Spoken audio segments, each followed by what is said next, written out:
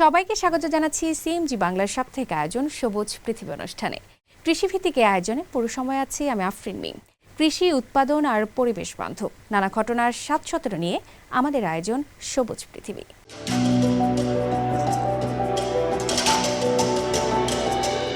একসময় খাদ্য ঘাটতির দেশ বাংলাদেশ আজ ধান, মাছ ও সবজি উৎপাদনে একটি সফল উদাহরণ। এই অগ্রযাত্রায় গুরুত্বপূর্ণ ভূমিকা রেখেছে জাতিসংঘের খাদ্য ও কৃষি সংস্থা FAO। তবে জলবায়ু পরিবর্তনের প্রভাবে কৃষি ও খাদ্য নিরাপত্তা এখন বড় চ্যালেঞ্জ। এই বাস্তবতায় দক্ষিণ দক্ষিণ সহযোগিতার মাধ্যমে চীনকে গুরুত্বপূর্ণ অংশীদার হিসেবে দেখছে FAO। One country one product উদ্যোগে কাঁঠাল সহ বিশেষ কৃষি পণ্যের উন্নয়নেও মিলছে ইতিবাচক ফল। সিএমজি বাংলাকে দেওয়া একান্ত সাক্ষাৎকারে এসব কথা জানিয়েছেন জাতিসংঘের খাদ্য ও কৃষি সংস্থার বাংলাদেশ প্রতিনিধি ডক্টর শি চিয়াওচুন। বিস্তারিত থাকছে প্রতিবেদনে। The Food and Agriculture Organization, FAO, is a specialized agency of the United Nations. FAO জাতিসংঘের একটি বিশেষায়িত সংস্থা যা বিশ্বজুড়ে ক্ষুধা দূরীকরণে কাজ করে। বাংলাদেশ ১৯৭৩ সালে FAOর সদস্য হওয়ার পর থেকে এখন পর্যন্ত ৩৫০টিরও বেশি প্রকল্প বাস্তবায়ন হয়েছে, যেখানে $৪০০ মিলিয়ন বেশি বিনিয়োগ করা হয়েছে। সম্প্রতি আমরা FAO ও বাংলাদেশ সরকারের ৫০ বছরের অংশীদারত্ব উদযাপন করেছি। এই দীর্ঘ সময়ে FAO বাংলাদেশের একটি নির্ভরযোগ্য উন্নয়ন অংশীদার হিসেবে কাজ করেছে। খাদ্য ঘাটতির দেশ থেকে আজ বাংলাদেশ ধান, মাছ, সবজি ও পোলট্রি উৎপাদনে বড় সাফল্য অর্জন করেছে। কৃষি, মৎস্য, প্রাণী সম্পদ, বন ও খাদ্য ব্যবস্থায় আধুনিক প্রযুক্তি ও নীতিগত সহায়তা দিয়ে FAO এই অগ্রযাত্রায় পাশে থেকেছে। এই অর্জন শুধু FAOর একার নয়, সরকার, উন্নয়ন সহযোগী, গবেষক, সিভিল সোসাইটি এবং কৃষক সমাজ সবার সম্মিলিত প্রচেষ্টাতেই আজ বাংলাদেশ আরও খাদ্য নিরাপদ ও সহনশীল দেশের পথে এগিয়ে যাচ্ছে। From a food deficit country to a leading producer of rice, fish, vegetables and poultry. These initiatives co-designed and co-implemented. And nowadays, climate change is interlinked with all sectors, and therefore বর্তমানে সবচেয়ে বেশি গুরুত্ব পাচ্ছে জলবায়ু পরিবর্তন, কারণ এটি সব খাতের সঙ্গে সরাসরি জড়িত। বন্যা, ঘূর্ণিঝড়, খরা, লবণাক্ততা ও অতিরিক্ত তাপমাত্রা কৃষি উৎপাদন, জীবিকা ও পুষ্টিকে মারাত্মকভাবে ক্ষতিগ্রস্ত করছে। সবচেয়ে বেশি ভুগছেন ক্ষুদ্র কৃষক, জেলে ও গ্রামীণ মানুষ। FAO মনে করে এখন জরুরি হল জলবায়ু সহনশীল ও পরিবেশ বান্ধব কৃষিখাদ্য ব্যবস্থা গড়ে তোলা। এর মধ্যে রয়েছে জলবায়ু স্মার্ট কৃষি, টেকসই মৎস্য ও জলচাষ, সহনশীল প্রাণী সম্পদ ব্যবস্থা, প্রকৃতি সংরক্ষণ এবং পুষ্টি উন্নয়ন। Ecosystems restoration and improved nutrition. FAO has supported Bangladesh in strengthening agricultural policies. FAO কৃষি নীতিমালা উন্নত করতে, গবেষণা ও কৃষি সম্প্রসারণ ব্যবস্থা শক্তিশালী করতে এবং ধান, মাছ ও প্রাণী সম্পদ উৎপাদন বাড়াতে বাংলাদেশকে সহায়তা করেছে। কৃষি নীতিমালা ও গবেষণা জোরদার করা, ধান ও মাছ উৎপাদন বাড়ানো এবং খাদ্য নিরাপত্তা ও পুষ্টি উন্নয়নে FAO সহায়তা দিয়েছে। সাম্প্রতিক সাফল্যের মধ্যে রয়েছে খাদ্য ও পুষ্টি বিষয়ক জাতীয় পরিকল্পনা, ক্ষতিকর DDT কীটনাশক বন্ধ, national forest inventory, Dhaka food declaration এবং দক্ষিণাঞ্চলের কৃষি মাস্টার প্ল্যান। মৎস্য খাতে গবেষণা ও টেকসই মাছ চাষ জেলে পরিবারগুলোর আয় বাড়াতে সাহায্য করেছে। সব কাজই দেশের প্রয়োজন অনুযায়ী ও দীর্ঘমেয়াদে উপকার পাওয়ার লক্ষ্য নিয়েই করা হয়েছে। Greenhouse gas emission estimation from livestock sector. FAO views China as an increasingly important partner in supporting agriculture. FAO চীনকে একটি গুরুত্বপূর্ণ উন্নয়ন অংশীদার হিসেবে দেখে, বিশেষ করে দক্ষিণ দক্ষিণ সহযোগিতার ক্ষেত্রে। কৃষি উৎপাদন বাড়ানো, ক্ষুদ্র কৃষকদের উন্নয়ন, ডিজিটাল কৃষি এবং গ্রামীণ দারিদ্র্য কমানোর ক্ষেত্রে চীনের অভিজ্ঞতা বাংলাদেশের জন্য খুবই প্রাসঙ্গিক। FAOর সহায়তায় চীনের উন্নত বীজ, যান্ত্রিকীকরণ, জলচাষ ও জলবায়ু স্মার্ট প্রযুক্তি বাংলাদেশের বাস্তবতার সঙ্গে মিলিয়ে ব্যবহার করা হচ্ছে, যা স্থানীয় সক্ষমতা বাড়াতে সহায়ক হচ্ছে। Farmers dominate the countries. And China's practical experience in boosting productivity, strengthening smallholder farming, expanding digital agriculture. While Chinese agricultural technologies offer strong potential for Bangladesh, চীনা প্রযুক্তির সম্ভাবনা অনেক, তবে কিছু চ্যালেঞ্জ রয়েছে। প্রথমত, এসব প্রযুক্তিকে বাংলাদেশের পরিবেশ, ছোট খামার ব্যবস্থা ও শ্রম কাঠামোর সঙ্গে মানিয়ে নিতে হবে। দ্বিতীয়ত, কৃষক ও সংশ্লিষ্ট প্রতিষ্ঠানগুলোর দক্ষতা বাড়াতে প্রশিক্ষণ ও গবেষণার প্রয়োজন। এছাড়া পর্যাপ্ত অর্থায়ন, সহায়ক নীতিমালা এবং সরকারি বেসরকারি অংশীদারত্ব ছাড়া বড় পরিসরে প্রযুক্তি ছড়িয়ে দেওয়া কঠিন। এসব ক্ষেত্রে এফএও সহযোগিতা করে যাচ্ছে। to move from pilot projects to nationwide adaptation. China's innovation can make a strong contribution to FAO's goals of চীনের উদ্ভাবন যেমন উচ্চ ফলনশীল ও সহনশীল ফসল, আধুনিক সেচ ব্যবস্থা, ক্ষুদ্র কৃষকদের জন্য যন্ত্রপাতি, ডিজিটাল কৃষি ও উন্নত জলচাষ উৎপাদন বাড়াতে এবং ক্ষতি কমাতে সহায়তা করতে পারে। পাশাপাশি খাদ্য বৈচিত্র্য, বাজার ব্যবস্থাপনা এবং কৃষির সঙ্গে পুষ্টি যুক্ত করার ক্ষেত্রে চীনের অভিজ্ঞতা বাংলাদেশের মানুষের জন্য পুষ্টিকর খাদ্য সহজলভ্য করতে সাহায্য করবে। Smallholders, digital agriculture, precision agriculture, and advanced agriculture can help farmers produce more with less fewer resources. Over the past couple of years, the one country, one priority FAO চীন product দক্ষিণ দক্ষিণ সহযোগিতার আওতায় ওসিওপি উদ্যোগ বাংলাদেশে ভালো অগ্রগতি অর্জন করেছে। বাংলাদেশের বিশেষ কৃষিপণ্য হিসেবে কাঁঠালকে গুরুত্ব দেওয়া হয়েছে। পাশাপাশি আনারস ও আম নিয়েও কাজ চলছে। এফএও বাংলাদেশ একটি জাতীয় ওসিওপি টাস্ক ফোর্স গঠন করেছে।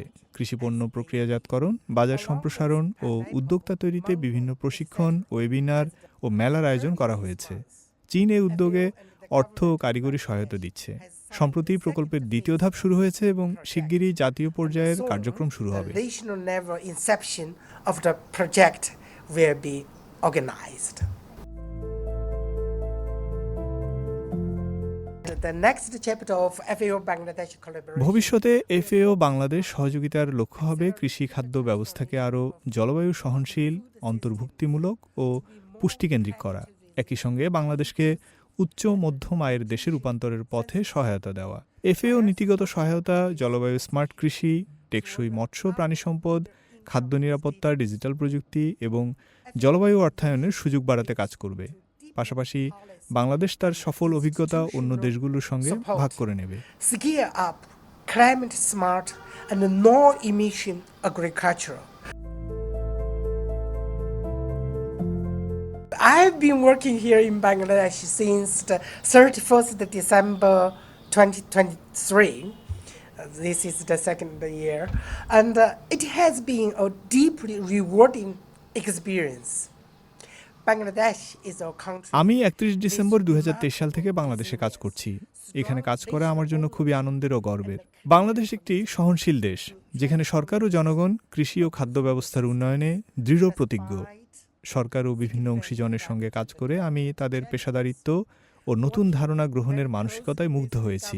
বর্তমানে বাংলাদেশের কৃষি মন্ত্রণালয়গুলো এফএওকে একটি বিশ্বস্ত ও পরীক্ষিত অংশীদার হিসেবে দেখে। এমন একটি সময়ে এখানে কাজ করতে পারা আমার জন্য সম্মানের, যখন বাংলাদেশ খাদ্য নিরাপত্তা, পুষ্টি ও জলবায়ু সহনশীলতায় বড় লক্ষ্য নিয়ে এগিয়ে যাচ্ছে।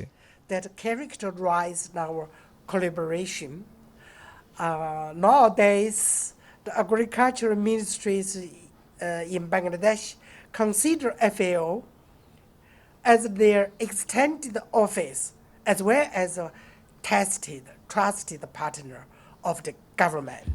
বিশ্ব বাজারে উন্নত মানের গম রপ্তানিতে কাজাখস্তান এক শীর্ষস্থানীয় নাম হলেও দীর্ঘকাল ধরে দেশটিতে গমের ফলন আশানুরূপ ছিল না। প্রতি বছর প্রায় বিশাল জমিতে গম চাষ করা হলেও হেক্টর প্রতি গড় ফলন মাত্র 1200 কেজির মধ্যে সীমাবদ্ধ ছিল। এই সীমাবদ্ধতা কাটিয়ে ফলন বৃদ্ধিতে নতুন দিগন্ত উন্মোচন করেছে চীন ও কাজাখস্তানের বিজ্ঞানীরা। চীনের অত্যাধুনিক কৃষি প্রযুক্তি ব্যবহার করে তৈরি এই উদ্ভাবনটি এখন কাজাখস্তানের কৃষিতে বাম্পার ফলন নিশ্চিত করার মাধ্যমে এক বড় ধরনের অর্থনৈতিক পরিবর্তনের আশা জাগাচ্ছে। আরও বিস্তারিত জানাচ্ছেন শুভ আনোয়ার।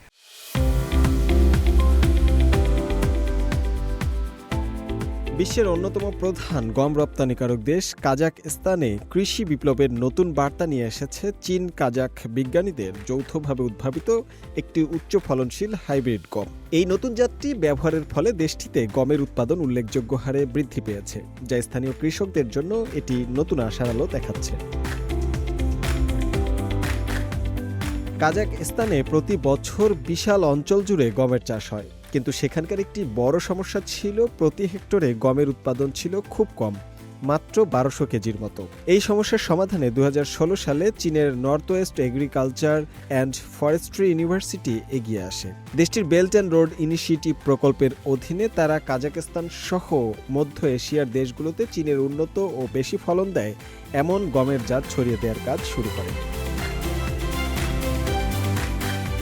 চীনের ইয়াংলিং অঞ্চলের গম মূলত অনেক বেশি ফলনের জন্য বিখ্যাত। চীনে যেখানে এই গমে প্রতি হেক্টর প্রায় 7500 কেজি ফলন পাওয়া যায়, সেখানে কাজাখস্তানের শুরুতে এটি ভালো ফলন দিচ্ছিল না, কারণ চীনের তুলনায় কাজাখস্তানের আবহাওয়া এবং মাটি ছিল সম্পূর্ণ ভিন্ন। এই সমস্যা মেটাতে দেশটির বিজ্ঞানীরা কাজাখস্তানের মাটিতে 200টিরও বেশি জাত নিয়ে পরীক্ষা নিরীক্ষা করেন। অধ্যাপক চেন লিয়াং জানান, এতগুলো জাতের মধ্যে শেষ পর্যন্ত 2টি জাত কাজাখস্তানের আবহাওয়ার সঙ্গে দারুণভাবে মানিয়ে নিয়েছে এবং খুব ভালো ফলন দিয়েছে। বিজ্ঞানীরা চেয়েছিলেন এমন এক ধরনের নতুন গম তৈরি করতে যা একই সঙ্গে অনেক বেশি ফলন দেবে এবং খেতেও খুব উন্নত মানের হবে। কাজাখস্তানের গমে প্রোটিন বেশি থাকে, তাই দুই দেশের গমের গুণাগুণ মিলিয়ে একটি সুপার গম তৈরির জন্য তারা 10 বছর ধরে কাজ করেছেন। এই প্রকল্পের প্রধান অধ্যাপক লি শুয়েচুন জানান, দীর্ঘ 10 বছর গবেষণার পর তারা সফলভাবে গমের কয়েকটি সেরা জাত তৈরি করতে পেরেছেন। তবে তারা শুধু গম তৈরিই করেননি, বরং কাজাখস্তানের একদল তরুণ বিজ্ঞানীকে হাতে কলমে শিখিয়েছেন কিভাবে আধুনিক প্রযুক্তি ব্যবহার করে উন্নত জাতের ফসল তৈরি করতে হয়। সাম্প্রতিক পরিসংখ্যান বলছে স্থানীয় জাতের তুলনায় এই ইয়াংলিন গমের ফলন 20%-এরও বেশি বৃদ্ধি পেয়েছে। এটি কাজাখস্তানের বিরূপ আবহাওয়া সহ্য করতে সক্ষম এবং উচ্চ গুণমানও সম্পন্ন। শুভ আনোয়ার, সিএমজি বাংলা। বীজ সুরক্ষায় প্রযুক্তি নির্ভর অগ্রগতি চীনের খাদ্য নিরাপত্তাকে নতুন উচ্চতায় পৌঁছে দিয়েছে। চতুর্দশ পঞ্চবার্ষিক পরিকল্পনার সময়ে আধুনিক বিজ্ঞান, প্রযুক্তি ও ধারাবাহিক উদ্ভাবনের ফলে কৃষিক্ষেত্রে উৎপাদন দক্ষতার পাশাপাশি খাদ্য স্বয়ংসম্পূর্ণতার ভিত্তি আরও দৃঢ় করেছে চীন। আরও বিস্তারিত থাকছে প্রতিবেদনে।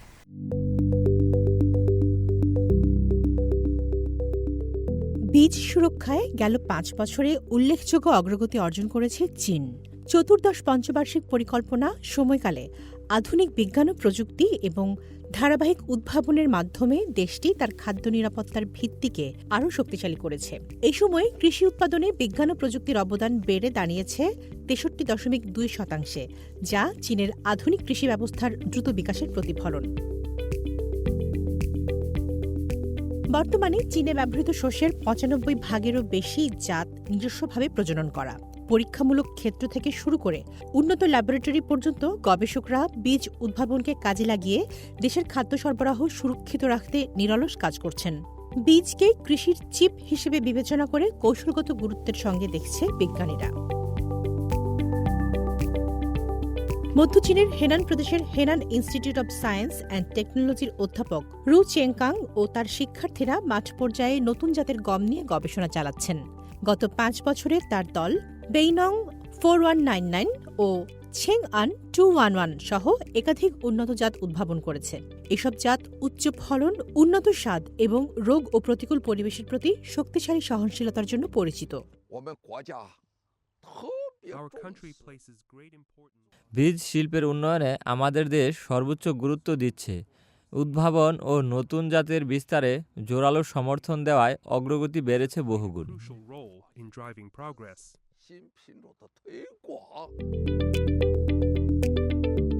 উত্তর পশ্চিম চীনের সিনচিয়াং উইগুর স্বায়ত্তশাসিত অঞ্চলের জাতীয় জৈব প্রজনন শিল্প উদ্ভাবন কেন্দ্রে তরুণ গবেষকরা আধুনিক প্রযুক্তির সহায়তায় কাজ করছেন। এখানে উচ্চ প্রযুক্তির উদ্ভিদ সিটি স্ক্যানার কয়েক সেকেন্ডেই বীজের প্রতিটি সূক্ষ্ম বৈশিষ্ট্য ধারণ করতে পারে, এমনকি গমের ভ্রূণের আকার থেকে শুরু করে চীনাবাদামের খোসার গঠন পর্যন্ত। এসব তথ্য তাৎক্ষণিক কৃত্রিম বুদ্ধিমত্তার মাধ্যমে নমুনা বিশ্লেষণ ও শ্রেণীবিন্যাস করতে পাঠানো হয় গবেষকদের কাছে। এদিকে চীন দেশব্যাপী কৃষি জার্ম প্লাজমের একটি বিস্তৃত জরিপ সম্পন্ন করেছে। এতে সংরক্ষিত রয়েছে 5,80,000 ফসলের নমুনা, 14 লাখ গবাদি পশু ও হাঁস মুরগির নমুনা এবং 1,40,000 জলজ প্রজাতি, যা বিশ্বের বৃহত্তম সংগ্রহ হিসেবে বিবেচিত। সব মিলিয়ে বীজ সুরক্ষায় প্রযুক্তি নির্ভর এই অগ্রগতি চীনের খাদ্য নিরাপত্তাকে আরও দৃঢ় ভিত্তির ওপর দাঁড় করিয়েছে এবং ভবিষ্যতের টেকসই কৃষির পথে দেশটিকে এগিয়ে নিয়ে যাচ্ছে। তামান্না জেনিফার, সিএমজি বাংলা।